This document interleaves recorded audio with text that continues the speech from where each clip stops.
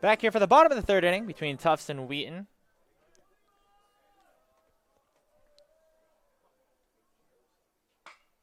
First pitch, a swinging high fly ball, left field. Making the play is the left fielder Matos, and Patrick Solomon will be retired on that first pitch.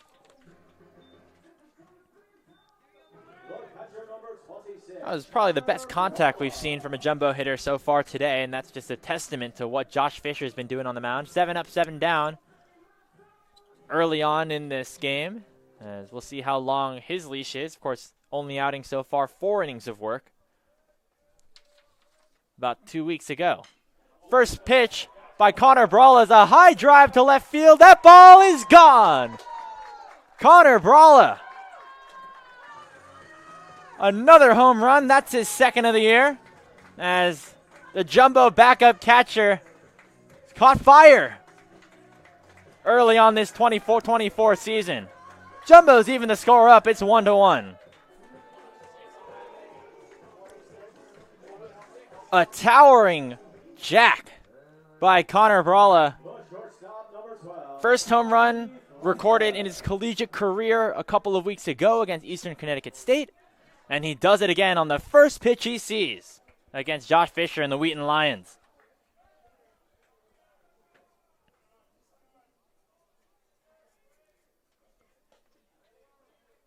Great story for Bralla, who, of course, wasn't able to get a ton of playing time last season, with Connor Bowman and Malcolm Whitfield taking a lot of that playing time. Fleischer steps into the box and flies one foul.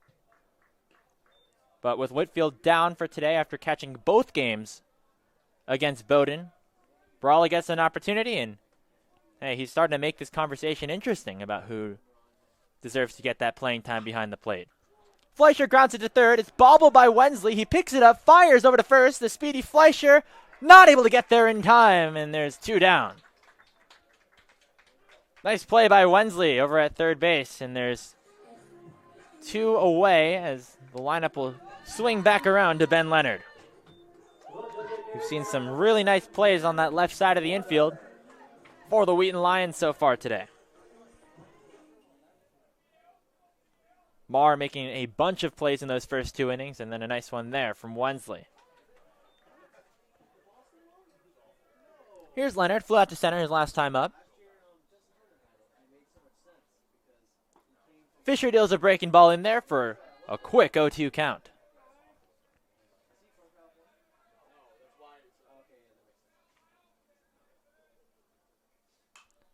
Swung on, fouled. Out of play on that left side. We saw Charlie Biskupiak warming up in the jumbo bullpen. Depending on how much they want to ride Fanning after that good third inning, could see him come into the game soon.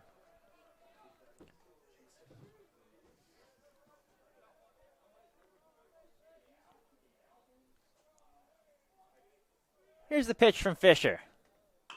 Swung on, chopper, up the middle. Going to be a tough play for Beauregard, and he's not able to get it in time. An infield single for Ben Leonard. The Jumbos have another hit.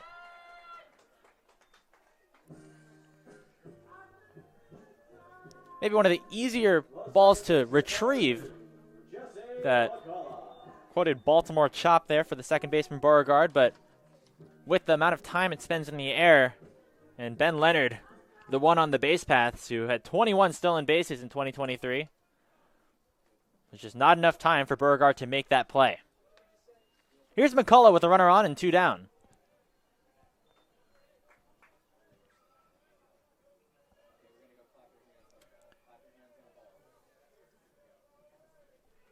Jesse McCullough grounded to short last time up. As they check Leonard at first base, definitely a threat to steal. He has been caught more than he was all of last season, already 3 times on 9 attempts. So he has 6 stolen bases in 2024.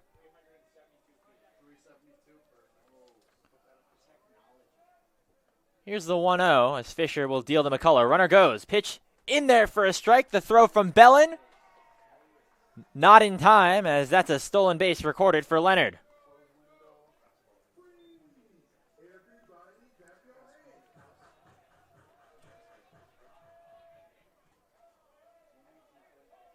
So 1-1 now the count. McCullough taking that strike to allow for Leonard to advance. Now an opportunity to drive him in with a base hit. Swung on and missed, 1-2.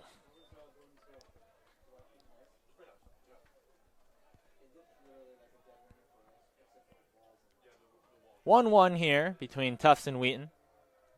Jumbo's tying the game up earlier this inning with a home run from Connor Bralla. The 1-2. Breaking ball just on that outside corner. Nice pitch placement there, trying to get McCullough to chase, but he's a very disciplined batter. We saw him have a very strong, lengthy at-bat his first time up against Fisher. Checks Leonard at first, then fires the 2-2, and that will fill the count. We'll see if they send Leonard in motion. Of course, not a necessity, as there's not a force, so a walk would result in a play still being able to be made at third base. The 3-2. High fly ball, bit of a blooper to right field, and able to make the play is Tommy Amperzone. Thought I had a chance to drop for a bit, but it stayed up in the air a little bit too long, and the right fielder for Wheaton able to make the play. But the Jumbos tied this game up at 1, a third inning. First pitch blast by the catcher Connor Bralla. That's his second of the season, second of his career, and the second here for the Jumbos. Second run scored in this game. It's 1-1 as we head to the fourth.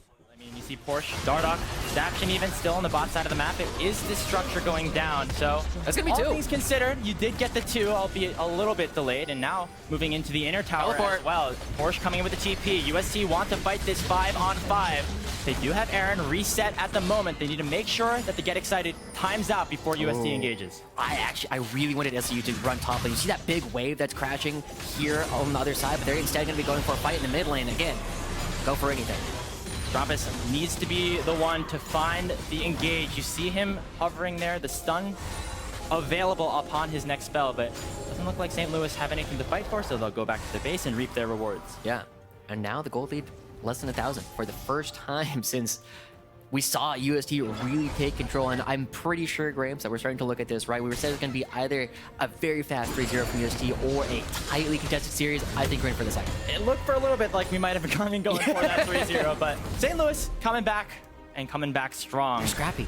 Right, this is what they were doing, right? In particular, Winnie and SkyTech on AoE in the Challengers League this past split were so good at winning games they weren't supposed to. They would find themselves 4, 5, 6,000 gold down, but they would just go for these crazy fights, and now trying to do it again. And Winnie, as we've said so many times, he loves going for these different fights. He loves getting things started, and he's got so much faith in the rest of the team. They caught Shogo, already forced to cleanse, the Gale Force utilized as well. Adaption can stop the might of St. Louis University. They're 4v5 right now. Porsche taking a lot of the rockets out of Aaron. Vital in the backside with the Ragnarok.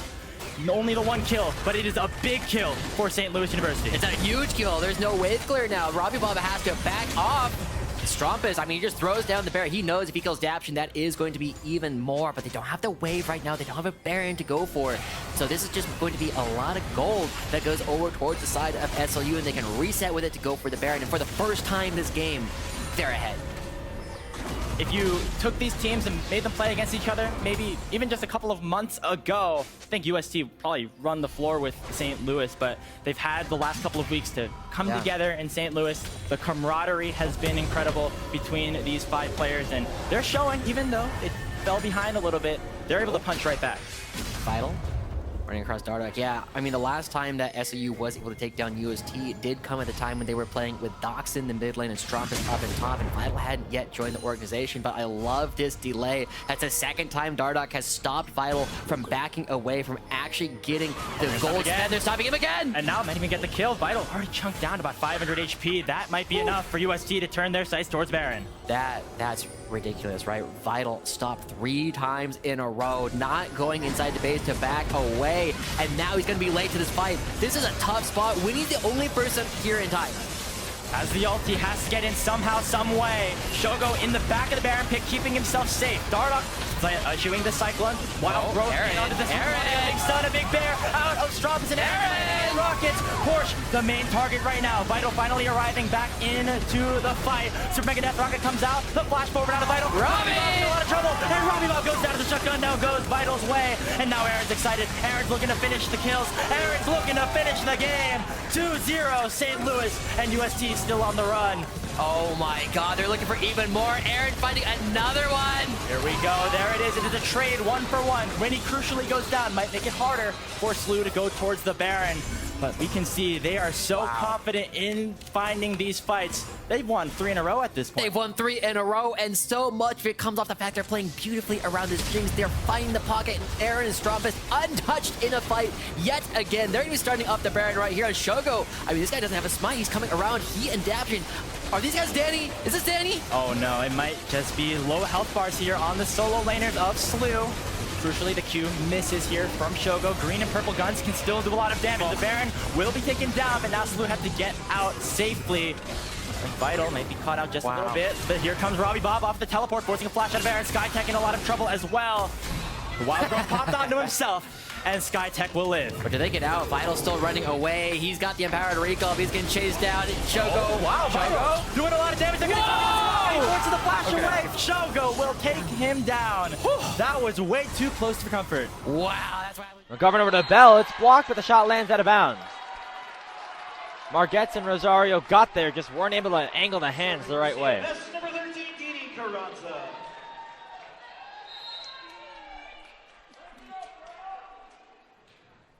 Carranza back to serve. The call is no good for the Engineers as it just hits the line. Yeah, that's so they're not in a rotation right now where Emily Chang does push back as the setter.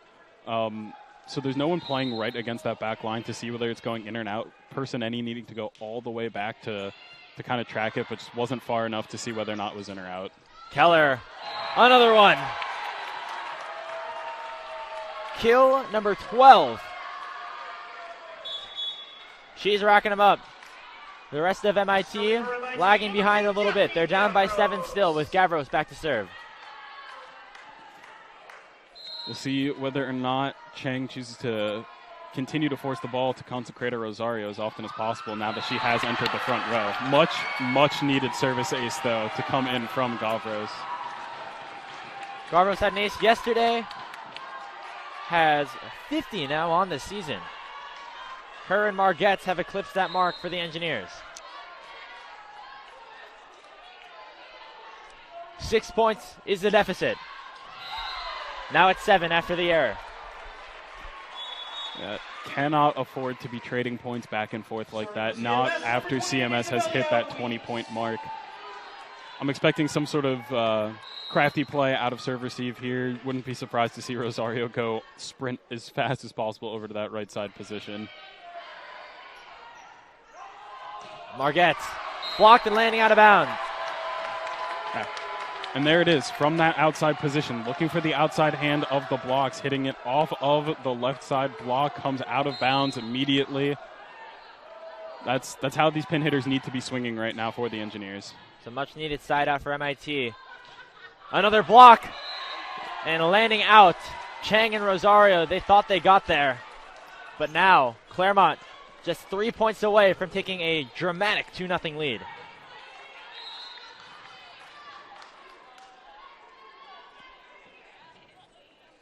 Sakota back to serve.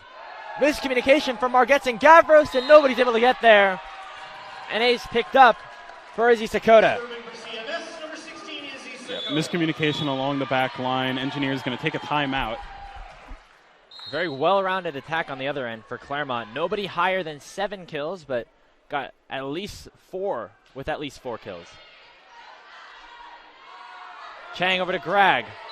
Ella Grag finds an opportunity. With the one-on-one block against Grag there, the idea of aiming for outside hands just becomes even more stronger because you have now 2 of them essentially.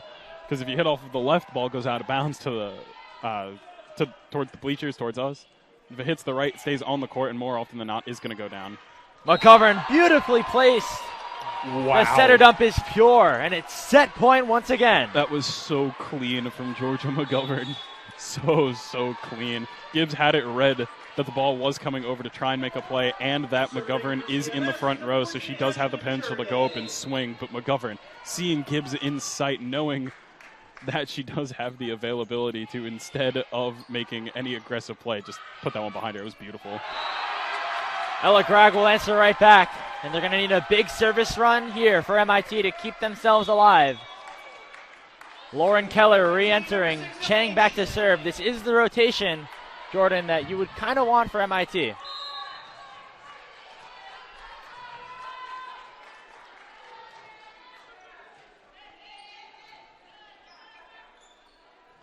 McGovern looks to Holmes. The tip finds the floor. And Claremont Mudd-Scripps take a commanding 2-0 lead. 25-17, the final. Chang on